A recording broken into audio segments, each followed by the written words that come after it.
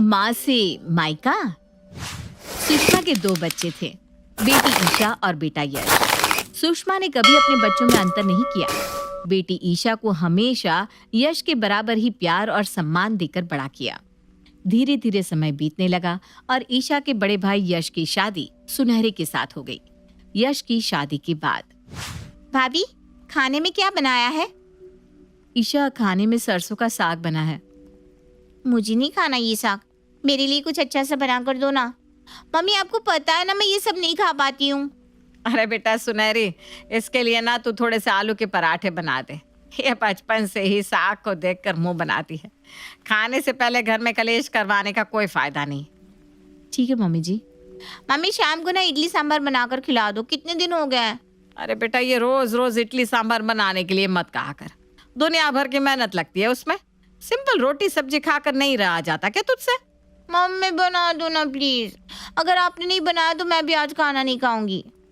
अच्छा बाबा, बना दूंगी। 1 मिनट चैन से बैठने नहीं देती ये लड़की। अपने मन का कराए बिना चैन नहीं पड़ता इसको। अरे मम्मी जी, शादी से पहले ही लड़कियां ऐसे हक जताकर अपनी पसंद बता पाती है। शादी के बाद तो बस इच्छाएं अपने मन में ही रह जाती है। न मायके में अपने मन का कुछ कर पाती है, न ससुराल में। किसी गलतफहमी में मत रहना भाभी। मैं तो शादी के बाद भी आकर आप लोगों को ऐसे ही सताने वाली हूँ। मैं बाकी लड़कियों की तरह नहीं हूँ जो शादी के बाद अपने मायके को पराया कर दे। बिल्कुल ठीक कहा तुमने ईशा। मायका कभी पराया नहीं होता। बेटियों को तो हमेशा हक से अपने मायके आना चाहिए। कुछ समय बाद ईशा की भी शादी हो जाती है और वो शादी करके अपने ससुराल चली जाती है। शादी के बाद, ईशा बेटा, तेरे लिए आम का अचार बनाकर रखा है, ले जाना बेटा। अरे वाह मम्मी, आपको याद था मेरे लिए अचार बनाना। बेटी बस घर से विदा होती है, माँ के दिल से नहीं। माँ कभी अपने बच्चों को भूल सकती है क्या? शादी होने के बाद भी ईशा की माँ सुषमा कभी अचार, कभी पापड़, कभी उसकी पसंद की शॉल, तो कभी सूट देने के बहाने उसे मायके बुलाती रहती। ईशा भी माँ का एक फोन आते ही दौड़कर अपने मायके पहुंच जाती। लेकिन कहते हैं ना, होनी बड़ी बलवान होती है। ईशा की शादी को अभी 1 साल ही बीता था कि दिल का दौरा पड़ने के कारण सुषमा की मौत हो जाती है। शोक सभा में, तुम मुझे इतनी जल्दी छोड़कर क्यों चली गई माँ? आपके बिना ये घर मुझे काटने को दौड़ रहा है। आपकी बेटी आपके बिना कैसे रहेगी माँ? तुम्हारे बारे में सोचकर हमें बड़ा दुख हो रहा है बेटा। भाई साहब तो इतने सालों पहले ही हमें छोड़कर चले गए थे और अब जी भी नहीं रही। बेटी के लिए तो उसका मायका माँ से ही होता है। अब जब माँ ही नहीं रही तो कैसा मायका? भगवान की मर्जी के आगे किसी की नहीं चलती। तुम संभालो अपने आप को। चाची की बात सुनकर ईशा फूट फूट कर रोने लगती है। शादी के बाद ये समझ में आता है कि लड़की के लिए उसका मायका क्या होता है। लेकिन मेरे साथ भगवान इतना निर्दयी क्यों हो गया कि शादी होते ही मेरा मायका मुझसे छीन लिया। अपने दुख तकलीफ बांटने वाला मेरे पास कोई नहीं बचा। खैर, जाने वाले तो कभी लौट कर नहीं आते। धीरे धीरे ईशा भी माँ के गम को बुलाकर जीवन में आगे बढ़ने लगी थी। 1 साल बाद ईशा की सहेली मीनू कहती है, ईशा, गर्मियों की छुट्टियां आने वाली है। तू आएगी ना छुट्टियों में अपने मायके? सभी सहेलियां मिलेंगी, खूब मजे करेंगे। नहीं यार, तुझे तो पता ही है, अब मेरा मायका बस नाम का ही बचा है। पापा तो सालों पहले ही चले गए थे। बस माँ से ही मेरा मायका था। लेकिन भगवान ने मुझसे मेरी माँ भी छीन ली। मेरा तो मायका ही खत्म हो गया। ऐसा क्यों सोचती है ईशा? तेरे भाई भाभी तो है ना मायके में। माँ के जाने के बाद भाई भाभी से ही मायका होता है। गलत फहमी में है तू। मायका माँ से ही होता है। भाई भाभी आज तक किसी के हुए हैं जिसके हो जाएंगे? भाई भाभी बहन को तभी तक पूछते हैं जब तक माँ बाप जिंदा होते हैं। माँ बाप के जाने के बाद उन्हें भी पूरी छूट मिल जाती है और फिर बहनें उनकी आंखों में खटकने लगती है। मैं समझ रही हूँ मीनू, तू क्या कहना चाह रही है। बस इसीलिए जब से माँ गई है मैंने मायके जाना ही बंद कर दिया है। वो कहते हैं ना, अपनी इज्जत अपने हाथ में होती है। इससे पहले कि भैया भाभी मुझे देखकर नजरें चुराएं, मैंने खुद ही मायके जाना बंद कर दिया। अरे क्यों किसी के ऊपर बोझ बनना? उनकी तो अपनी जिंदगी है। मैं क्यों उनकी लाइफ को डिस्टर्ब करने के लिए वहां जाऊं? तो क्या आंटी जी के जाने के बाद तेरी भाभी तुझसे पूछती भी नहीं है? ऐसी बात नहीं है यार, मैंने बताया ना, पिछले 2 साल में मैं इक्का दुक्का बार ही मायके गई हूँ। भाभी तो फ़ोन करके कहती रहती हैं, ईशा बहुत दिन हो गए, कब आओगी? लेकिन मैं खूब समझती हूँ, वो सब तो ऊपर के मन से कही बातें हैं। आखिर दुनिया को भी तो दिखाना पड़ता है ना कि सास के जाने के बाद हम अपनी ननद को कितना मान सम्मान दे रहे हैं। तेरे कहने का मतलब ये है कि ये सब जो तूने कहा वो तूने अपने मन से ही बना लिया? अरे अगर तेरी भाभी ने आज तक तुझसे कोई गलत बात की ही नहीं तो तू कैसे कह सकती है कि तेरे भाई भाभी तेरा सम्मान नहीं करेंगे? अरे कौन से जमाने में जी रही है शीला तू? तू क्या चाहती है कि मैं मायके जाकर अपनी बच्ची कुच्ची इज्जत और आत्मसम्मान भी खो दूं? समझदारी तो इसी में है ना कि मैं वहां ना जाकर सबका सम्मान बना रहने दूं। मन में खटास पड़े, इससे अच्छा तो यही है कि मैं वहां ना जाऊं। बिल्कुल ठीक किया तूने ईशा। इस शीला को अभी पता नहीं है दुनियादारी किसे कहते हैं। फिर भी अगर शीला को यही लगता है ना कि वो सही है और हम गलत है तो ठीक है। तू ना शीला के कहने से अपने मायके ही चली जा। दूध का दूध और पानी का पानी हो जाएगा। तेरी जो भाभी तेरे आगे पीछे घुमा करती थी ना, उसके तेवर बदल जाएंगे। सबसे पहले तो तुझे वहां देखकर वो मुंह टेढ़ा कर लेगी और फिर ऐसे दिखाएगी जैसे पता नहीं वो कितनी बिजी है और तू वहां उनका काम बढ़ाने के लिए चली आई है। सहेलियों के उकसाने पर ईशा अपनी भाभी को फोन करती है। भाभी आप बार बार पूछती हो ना मैं घर कब आऊंगी, तो ठीक है, मैंने सोचा इस बार गर्मी की छुट्टियों में मैं घर आ जाती हूँ। अरे वाह ईशा, ये तो बहुत खुशी की बात है। जब से मम्मी जी गई है तुम तो जैसे हमें भूल ही गई हो। तुम जरूर आओ, और हाँ, पूरे 1 सप्ताह के लिए आना होगा। ऐसे नहीं कि 2 दिन के लिए आई और वापस लौट गई। अरे जैसा मीनू ने कहा था वैसा तो कुछ भी नहीं कहा भाभी ने, बल्कि भाभी तो बड़ी खुश हो रही है मेरे आने की खबर सुनकर। खैर असलियत तो तभी मालूम पड़ेगी जब मैं घर पहुंचूंगी। अब ठीक है भाभी, जल्दी मिलते हैं। बच्चों की छुट्टी होने के बाद ईशा पूरी तैयारी के साथ मायके पहुंच जाती है। ईशा को देखते ही भाभी उसके गले लगकर रोने लगती है। मम्मी जी क्या चली गई? तुम तो हमें भूल ही गई कि तुम्हारे भाई भाभी भी इस घर में रहते हैं। ऐसी क्या गलती हो गई हमसे कि तुम इस घर का रास्ता ही भूल गई? मम्मी जी के जाने के बाद तो मैं बिल्कुल अकेली पड़ गई हूँ ईशा। ये सोचकर ही कभी अपनी भाभी से मिलने आ जाया करो कि माँ के जाने के बाद मेरा जीवन कितना सूना हो गया है।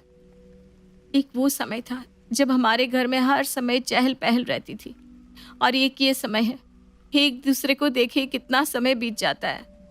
पहले तुम्हारी शादी हो गई और फिर मम्मी जी मुझे अकेला छोड़कर चली गई। भाभी की बातें सुनकर ईशा का मन भी भीगने लगा था। तभी उसे सहेलियों की बातें याद आती हैं। अगर आपने सच में मुझे इतना याद किया होता भाभी, तो कभी आप भी तो मुझसे मिलने के लिए आ सकती थी। ये तो मुंह देखी बात हो गई कि कोई सामने पड़ जाए तो टोक लो और बाद में उसका नाम भी ना लो। इतनी कड़वाहट क्यों भर रखी है आपने मन में? मम्मी जी के जाने के बाद मुझ पर जिम्मेदारियां बहुत बढ़ गई हैं। ऑफिस के बाद घर की पूरी जिम्मेदारी अब मुझ पर आ गई, इसलिए कहीं निकलना ही नहीं हो पाता। खैर तुम बैठो, मैं चाय नाश्ता लगाती हूँ। अब तो तुम पूरे 1 सप्ताह के लिए आई हो। हम ननद भाभी खूब गप्पे लगाएंगे। बातें करने के लिए बहुत समय मिलेगा। आओ, पहले थकान उतार लो अपनी, फिर आराम से बातें होंगी। मुझे भाभी की बातों में सच्चाई दिखाई दे रही है। ऐसा लग रहा है कि सचमुच भाभी दिल से चाहती थी कि मैं उनसे मिलने आऊं। कहीं मैं भाभी के बारे में गलत तो नहीं सोच रही? ईशा पूरे 1 सप्ताह के लिए अपने मायके आई थी। इस 1 सप्ताह में उसे एक बार भी ऐसा नहीं लगा जैसे भाभी उसे इग्नोर कर रही हो। भाभी खाने के लिए हर रोज उसकी पसंद का कुछ न कुछ बनाती। एक दिन, अरे भाभी अभी तो 5 ही बजे हैं, आज आप ऑफिस से जल्दी आ गई। हाँ ईशा, आज मैंने शॉर्ट लीव ली है। तुम 2 दिन बाद चली जाओगी, फिर कहाँ तुम्हारे साथ समय बिताने का मौका मिलेगा। मैंने सोचा आज जल्दी घर पहुंच जाती हूँ, हम दोनों आराम से चाय पीते हुए बातें करेंगे। ठीक कह रही हो भाभी, अब तो साथ बैठकर बातें किए हुए भी महीनों बीत जाते हैं। जिंदगी कितनी बदल गई ना। दोनों ननद भाभी एक दूसरे के साथ अच्छा समय बिताते हैं और ढेरों बातें करते हैं। अच्छा बताओ आज क्या खाओगी?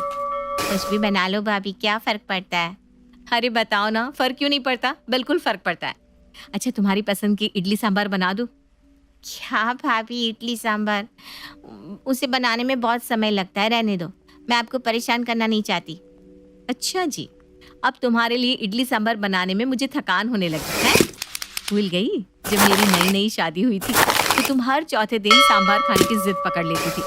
मैं चाहे जितना न नुकुर करूं, तुम अपनी जिद मनवा कर ही छोड़ती थी, और मम्मी जी भी तुम्हारी साइड लेती थी। याद है भाभी, सब याद है। तब की बात कुछ और थी, अब की बात कुछ और है। तब तो मैं अपनी बात मनवाने के लिए लड़ जाती थी, लेकिन अब तो ऐसा नहीं हो सकता। ईशा, बेटियां लड़ती झगड़ती हंसती मुस्कुराती ही अच्छी लगती हैं। जब वो चुप हो जाती है ना, तो उनकी चुप्पी बड़ी दुखती है, पूरा घर सूना कर जाती है। भाभी की बात सुनकर ईशा वहां से उठकर दूसरे कमरे में चली जाती है। धीरे धीरे 1 सप्ताह का समय बीत गया था और ईशा अपने ससुराल लौट आई थी। मुझे लगता है मैंने भैया भाभी के बारे में कुछ ज़्यादा ही गलत सोच लिया। बिना सोचे समझे मैंने पता नहीं क्या क्या कहानी बना ली, जबकि भाभी ने तो मेरा इतना ख्याल रखा कि सच बताऊं तो इतना ख्याल माँ भी नहीं रख सकती थी। माँ की जगह तो कोई नहीं ले सकता, लेकिन फिर भी भाभी ने अपनी तरफ से कोई कसर नहीं छोड़ी माँ की तरह मुझे लाड प्यार देने में। बस फंस गई ना तू भाभी की चिकनी चुपड़ी बातों में। अरे बहुत सीधी है तू, और तेरी भाभी तेरे इसी सीधेपन का फायदा उठा रही है। मैं कुछ समझी नहीं यार, भाभी ने मेरे साथ ऐसी क्या चालाकी की जो मैं नहीं समझ पाई। अच्छा तू ये बता, अंकल आंटी के पास लगभग कितनी प्रॉपर्टी थी? इस घर के अलावा गांव में थोड़ी ज़मीन है, पापा की दुकान है जिसे भैया चला रहे हैं। तू इतनी प्रॉपर्टी को थोड़ा समझ रही है क्या? सब मिलाकर करोड़ों की संपत्ति थी आंटी के पास। तुझे पता है आंटी के जाने के बाद कानूनन इस प्रॉपर्टी पर किसका अधिकार हुआ? किसका? सरकारी कानून देखा जाए तो उस करोड़ों की प्रॉपर्टी की आधी हिस्सेदार तू भी है। वो घर उतना ही तेरा है जितना तेरे भाई भाभी का। लेकिन तू बता, साल में आखिर कितने दिन तू उस मकान में रहने के लिए जाती है? नहीं जाती ना। बस यही कारण है कि तेरी भाभी के मुंह से तुझे देखकर फूल झड़ रहे थे, वरना आज के जमाने में भाभी ननद से सीधे मुंह बात करने को तैयार नहीं है। और तू कह रही है कि तेरी भाभी ने तुझे माँ की कमी महसूस नहीं होने दी। मतलब क्या है तेरा, साफ साफ बताना। अरे मेरी भोली भाली ईशा रानी, तेरी भाभी को पता है कि उस करोड़ों की प्रॉपर्टी पर आधी हिस्सेदारी तेरी भी है, और अगर तूने अपना हिस्सा मांग लिया तो उनके हाथ से करोड़ों का माल निकल जाएगा। बस इसीलिए भाभी तेरी आओ भगत कर रही है, ताकि तू उनसे खुश रहे और प्रॉपर्टी लेने का ख्याल कभी तेरे मन में ना आए। इस तरह से तो मैंने कभी सोचा ही नहीं। अगर भाभी वाकई प्यार का दिखावा कर रही हैं, तो ऐसा क्या किया जाए कि उनकी सच्चाई सबके सामने खुल जाए। एक आइडिया है, तू ना अपने भाई भाभी को फ़ोन करके कह दे कि तुम्हें भी प्रॉपर्टी में अपना हक चाहिए। फिर तुम देखना कैसे तुम्हारे भैया भाभी अपनी अच्छाई की चादर को उतार फेंकते हैं और अपने असली रूप में आ जाते हैं। तेरी भाभी को लग रहा था सांभर खिला देने से अगर करोड़ों की प्रॉपर्टी मिल रही है, तो ऐसे सांभर खिलाने में प्रॉब्लम ही क्या है? हाँ तो ठीक कह रही है। अच्छा मैं कल ही ना भैया से बात करती हूँ। अगले दिन ईशा अपने भाई यश को फोन लगाती है। भैया मैंने सोचा है कि मैं भी मम्मी पापा की प्रॉपर्टी से अपना आधा हिस्सा लूंगी, इसलिए आप इस मकान को बेच दो। जो भी पैसा आएगा उसका आधा हिस्सा मेरा होगा। बहन की बात सुनकर भाई यश कुछ भी कहे बिना फोन काट देता है। देखो तो कैसे प्रॉपर्टी की बंटवारे की बात सुनकर भैया को सांप सूंघ गया। अब मुझे समझ में आया मीनू जो कह रही थी एकदम सच था। 2-3 दिन बाद अचानक भैया और भाभी ईशा के ससुराल पहुंच जाते हैं। भैया भाभी को अपने दरवाजे पर देख ईशा के मन में तरह तरह के विचार दस्तक देने लगते हैं। पक्का झगड़ने आए होंगे, मुझे पता है। आकर यही बोलेंगे कि हमें तुझसे ये उम्मीद नहीं थी, आज से हमारा और तेरा रिश्ता खत्म। मैं कौन सा इन लोगों के साथ रिश्ता रखने के लिए मरी जा रही हूँ। ईशा, तुम्हारे भैया ने बताया कि तुम चाहती हो कि उस घर के 2 बराबर बराबर हिस्से हों, ताकि तुम्हें भी तुम्हारा हिस्सा मिल सके। मुझे तुमसे ऐसी उम्मीद बिल्कुल नहीं थी ईशा। क्या तुम्हारे मन में यही सब चल रहा था, इसीलिए तुमने मायके आना छोड़ दिया? देखो ईशा, वो मकान मम्मी पापा का है तो कानूनन उस घर पर तुम्हारा 50% का हक है। मुझे सच में इस बात से कोई एतराज नहीं है, लेकिन तुम्हें तुम्हारे हिस्से का पैसा देने के लिए हमें पहले इस कोठी को बेचना होगा। देखो मुझे गलत मत समझना ईशा, ये मकान माँ बाबूजी की आखिरी निशानी है, इसलिए हम नहीं चाहते कि ये मकान कभी भी बिके। बातें घुमाने से कोई फायदा नहीं है भाभी। मैं तो पहले ही जानती थी आप लोगों के मन में क्या है। तुम कुछ नहीं जानती ईशा, मैं नहीं जानती इतनी कड़वाहट तुम्हारे मन में कब और क्यों आ गई। हम तो बस ये कहना चाहते थे कि माँ बाबूजी की आखिरी निशानी को बेचकर हम उनकी आत्मा को दुख नहीं पहुंचाना चाहते, इसलिए ये मकान पूरा तुम्हारे नाम कर दिया है। आधा नहीं, आज से ये पूरा घर तुम्हारा ही है। बस इतना वादा करो कभी इस घर को किसी को बेचोगे नहीं। क्या फर्क पड़ता है इस घर में हम रहे या तुम, बस इसका अच्छे से ख्याल रखना। ये लो प्रॉपर्टी के कागज, और हाँ, मिलने आती रहना। अब तो तुम्हारी नाराजगी भी दूर हो गई ना।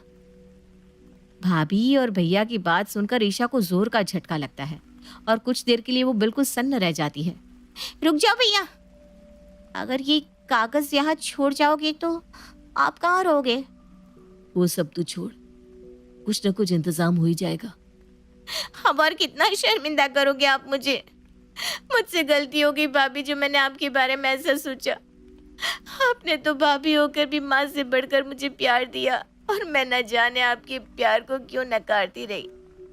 लोग कहते हैं माँ से ही मायका होता है, लेकिन आज मैं कहती हूँ माँ से नहीं, भाई भाभी से मायका होता है। और जिसके पास आपके जैसी भाभी हो, उसे माँ की कमी कभी महसूस हो ही नहीं सकती। इतना कहकर रोते हुए ईशा अपनी भाभी के गले लग जाती है। भाभी भी बड़प्पन दिखाकर झट से ईशा को माफ कर देती है और फिर गलत फहमियों की ये दीवार कभी भी उनके मन में